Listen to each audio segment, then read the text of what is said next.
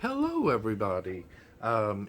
It's Chris at the YNTAAY Minis, and we're doing part 7 of my Playbill collection.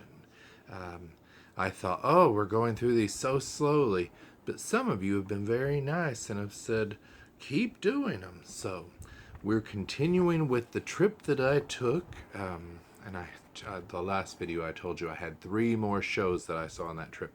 So on Saturday, December 18th, 2004, I saw La Cage aux Folles, the classic musical. This was a revival. You know, I have this poster hanging in my hallway, and I just don't like the artwork. No offense to whoever did it, but I don't know. I keep wanting to take that down, but now this version had Gary Beach in it and Daniel Davis from The Nanny. The Nanny named Fran.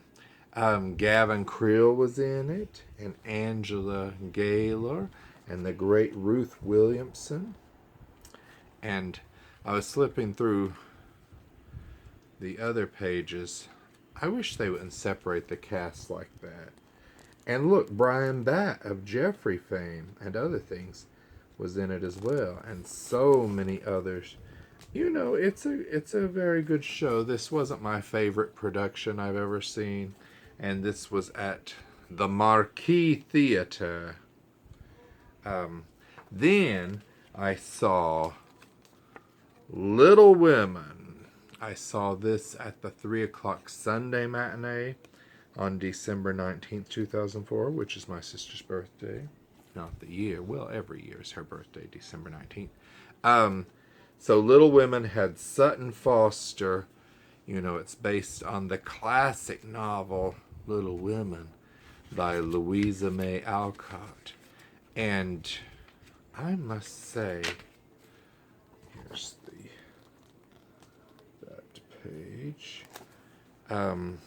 The book was by Alan Nee, the music by Jason Holland, and the lyrics by Mindy Dickstein.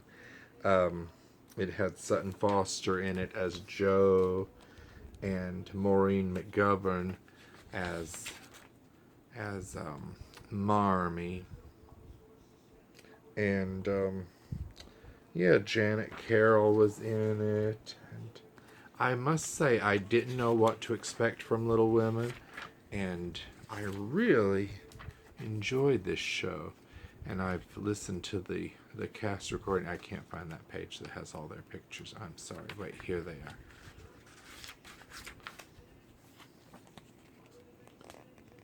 So I must say, I really enjoyed this show, and I liked the music in it.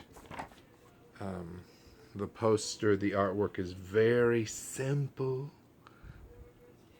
So it was a classy little production.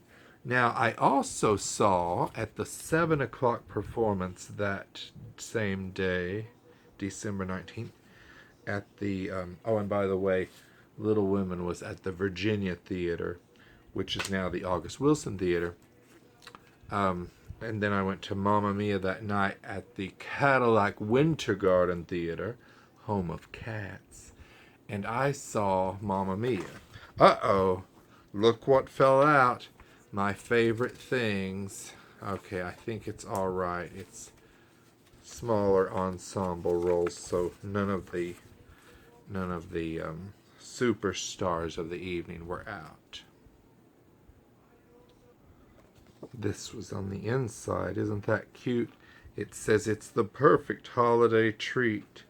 And that's good advertising to try and get people to give the gift of Mamma Mia.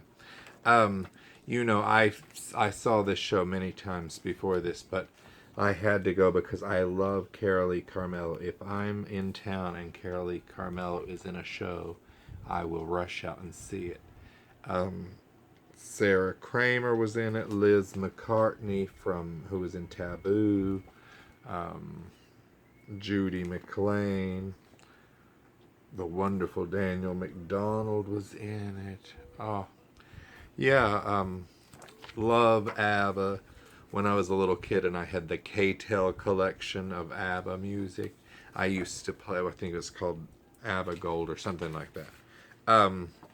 And I used to play with my little action figures, and I would make up stories that went along with the ABBA songs. And then when this musical came out, I was like, "Hey, I created that show."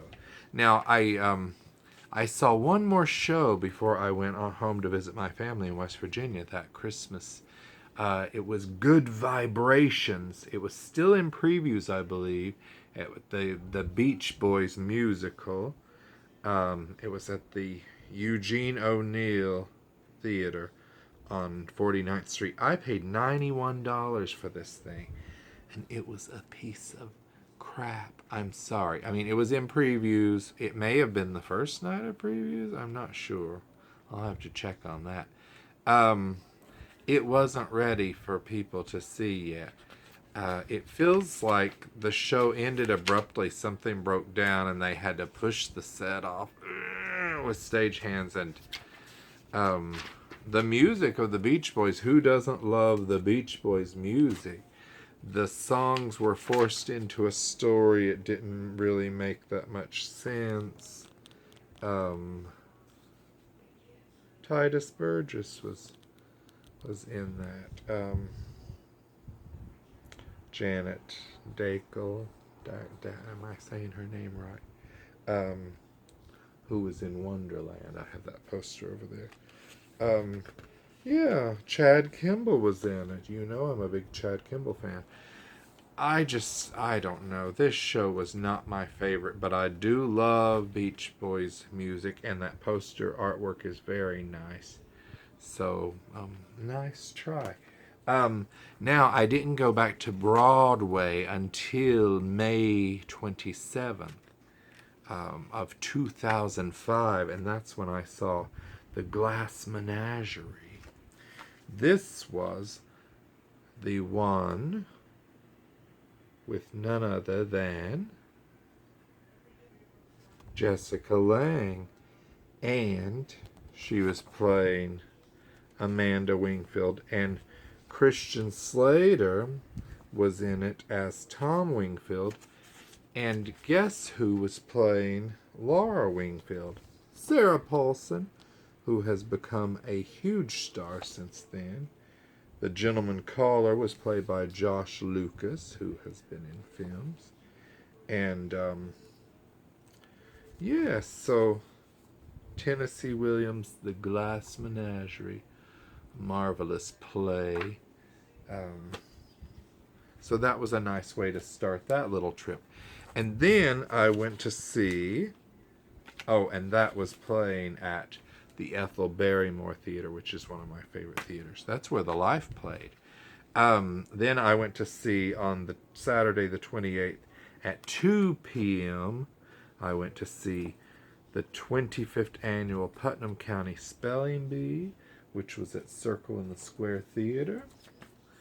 I love the poster. You know, I should hang that poster in my room, the window card.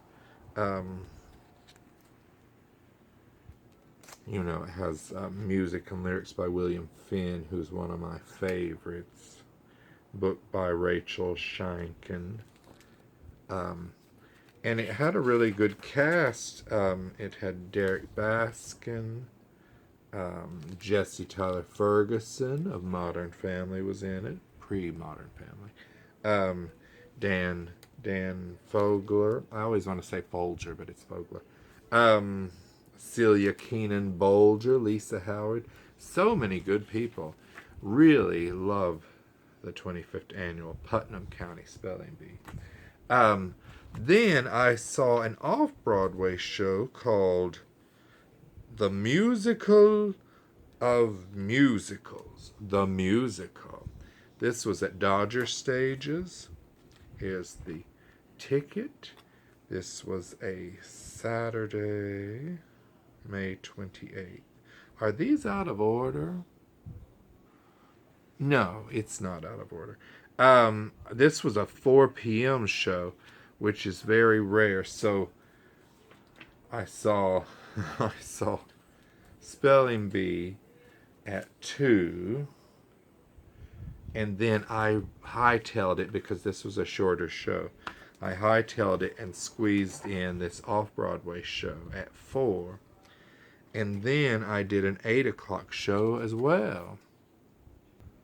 And the fact that I squeezed a show in between a matinee and an evening show is probably the reason that I don't remember anything about this show. But, yeah, that's dedication, people.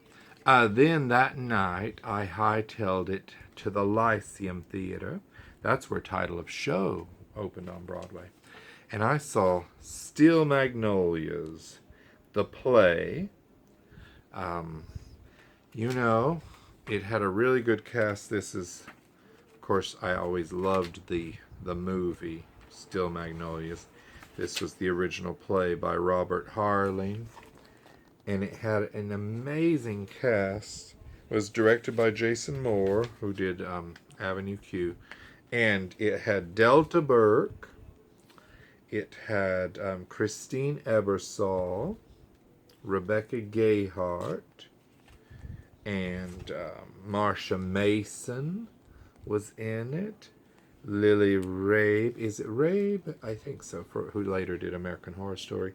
And the great Frances Sternhagen from Sex and the City. And yes, excellent play. I'm not thrilled with this artwork because it's nobody from the show, but you know, who am I to judge? Then I saw another show. I saw Dessa Rose on Sunday at 2 p.m.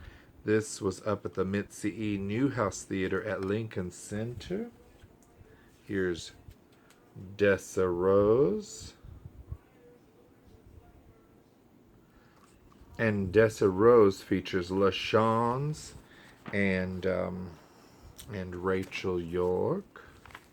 It's a Stephen Flaherty and Lynn Ahrens musical. And you know, I don't really remember very much about it. I'm sorry. Do I even have this CD? And I love Flaherty and Ahrens and Flaherty. I need to revisit this show and see what I think of it now. Okay, now this is very exciting. I hightailed it to the Al Hirschfeld Theater on Sunday evening and saw Sweet Charity at 7 p.m. This was the production with none other than Christina Applegate. And there had been much excitement leading up to this this run because it seems like they were out of town or something, and didn't she break an ankle or something, and there was a chance that she was not going to be going into it, but they fixed a special brace or something for her to wear. So Sweet Charity, this was of course the revival, book by Neil Simon, music by Cy Coleman, lyrics by Dorothy Fields. It had Dennis O'Hare in it, of course Christina Applegate, as I said. So many people. Nobody else is jumping out at me at the moment, but there's the large cast. And the poster is gorgeous, the artwork. Christina Applegate did a marvelous job. And look, there are some signatures. And I'm assuming that this is Christina Applegate's signature. You can't tell now.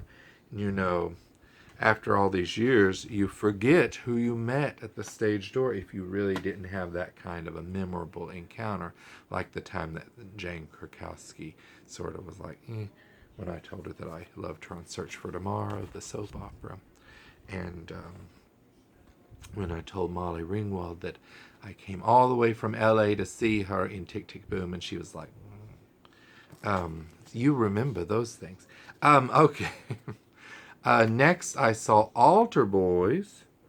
This was at Stage 4 at the Dodger Stages, off Broadway, and there you go. Altar Boys is a very funny show. And Andy Carl is in it. And who doesn't love Andy Carl?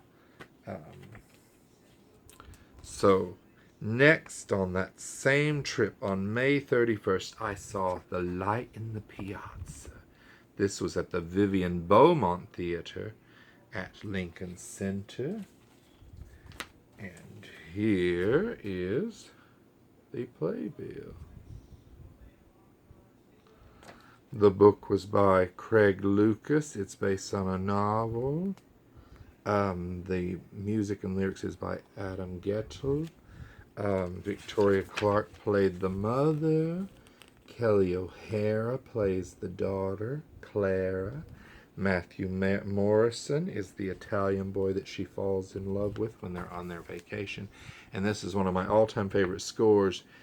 The music is so beautiful in The Light in the Piazza. Check it out if you haven't heard it. Whenever I'm in love, which is very rarely, but when it does happen and I listen to The Light in the Piazza, I'm like, this music is what it feels like when you're in love. That music is just so glorious. Next I saw Who's Afraid of Virginia Woolf at the Longacre Theater. This was on Wednesday, June 1st at the 2 p.m. matinee. There you are. It's Edward Albee's Who's Afraid of Virginia Woolf. It's a classic. It had Kathleen Turner. It had Bill Irwin in it. It was very long, very good. Next, I saw on this same trip at the Palace Theater, All Shook Up. You can barely see this ticket. It's fading. Or maybe it was always light. Wednesday, June 1st at 8 p.m. At the Palace Theater. And look, I don't like for my playbill to be signed this much. Normally I would get 2 playbills, and the cast was just so excited and energetic, and they all just kept coming and they just kept signing. And they wouldn't let me go back and get another one off the floor, even though the doors were open and I could see them, and the ushers were like, "Get out, get out." Yes, very upsetting. It was directed by Christopher Ashley. It's based on the music of Elvis Presley, or it's featuring songs of music by Elvis Presley, and it had Cheyenne Jackson in it. It had Jen Gambatese. I'm saying her name wrong. I am so sorry. Curtis Holbrook. You know, Jen isn't she in Mrs. Doubtfire? Currently on Broadway, but delayed by COVID.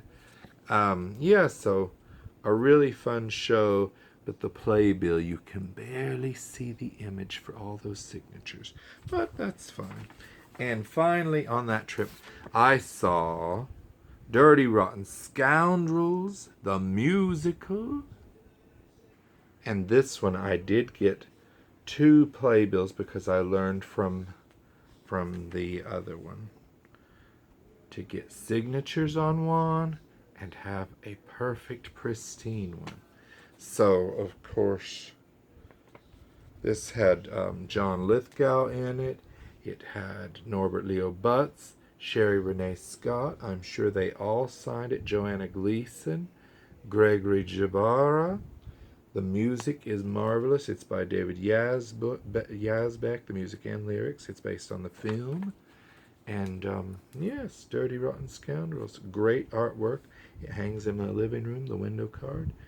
And it was at the Imperial Theater, so it was a perfect way to end that trip on Thursday, June 2nd, 2005.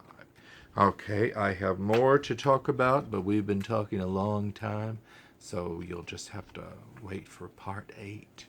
Okay, thank you for watching, and goodbye.